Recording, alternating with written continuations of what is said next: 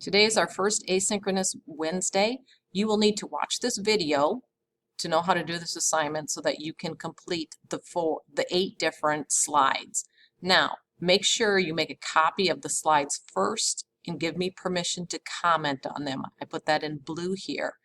Make sure you read the directions here. There's several other things that you need to notice. So if I look at the first slide,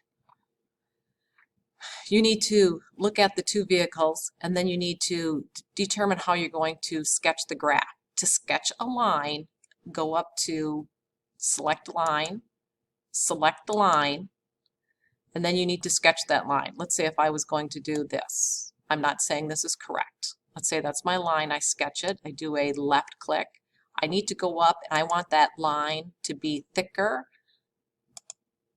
I'm going to click on the 4 point or more, and then I also want to color that line because I have two vehicles here. They're colored red and blue. One line should be red, and when you're done, there, that would be done. And then I would need to add another line for the other vehicle. I do the same thing. I click on line. I come over here and I'm going to draw it and say it's this. I go back up here, I click, and I want to make that line blue. And then I also want to make it thick. You can do the color first. And there I would have my graph done. Now, if you made a mistake, you can click on the line and then you can just click delete and that gets rid of those. I'm going to get rid of those. Okay? Now, the next part you need to do is do a motion map for the two vehicles. Okay?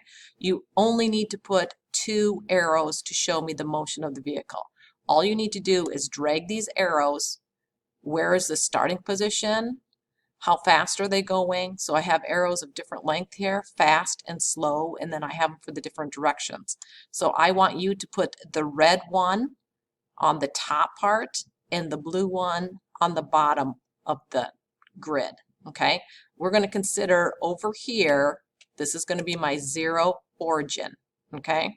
And you can see 0 is marked right here on the pictures that I gave you.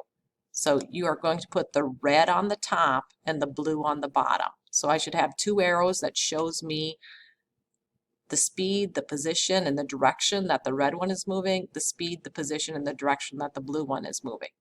When you finish on the last slide, you click on this link. This link will take you to a form. You copy and paste the URL of your slides that you made a copy of into that and you submit it to me. If you have any questions, just email me.